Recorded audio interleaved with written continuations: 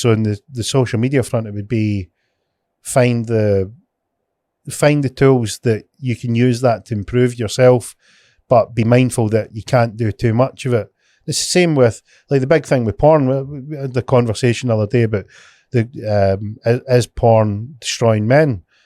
And it's like, well, you know, if there's too much of it, then probably, yeah. If you've got a guy or a gal out there who's finding that they're being lured into this and they can't control it, they've probably got an issue. And it's just not just limited to porn, it's social media, all the digital tools, all that kind of thing. So I'd say I'm gonna say porn's doubly destructive though, because, and I don't go around preaching about this, but since we're talking about it again, it's doubly destructive because not only is it numbing people from a sensuality point of view, causing actual erectile dysfunction among like 20-year-old guys, never mind older guys, it's numbing people sensually like that, and I would argue spiritually as well, and it's affecting people's willingness to look for an answer to their actual real life relationships. And then on the other side of it, so many of the people that are involved in the porn industry have been trafficked.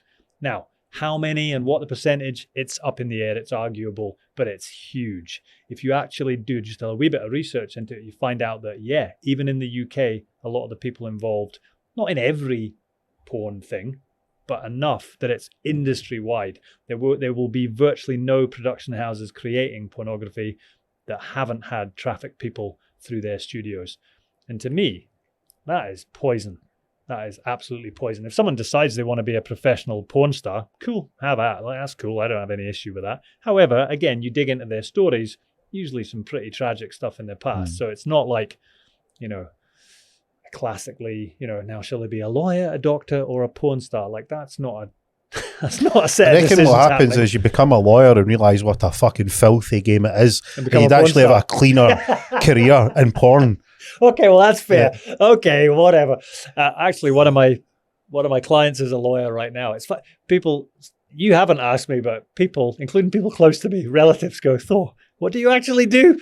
You just reminded me of the lawyer thing. I'm not going to slag off lawyers because one of my favorite current clients is a lawyer. What do you, if you were to tell people, how do you tell people what you do?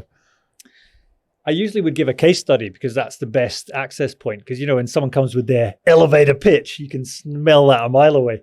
I mean, I'm a coach. Yep.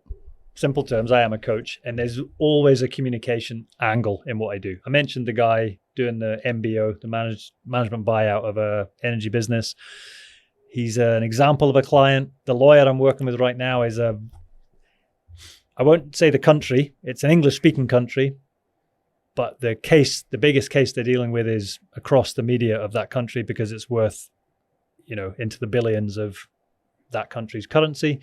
And so my role is completely behind the scenes, working with that lawyer, helping them coordinate all the key stakeholders in terms of how they're messaging with all these stakeholders. So my role is really to listen and help them frame messages, and also sometimes to help them with their confidence, to be honest, Geo, because they can be in a situation where they are feeling underpowered with some of the people they're having to deal with. Mm-hmm. So that's a current example. It's not all high-powered people, though.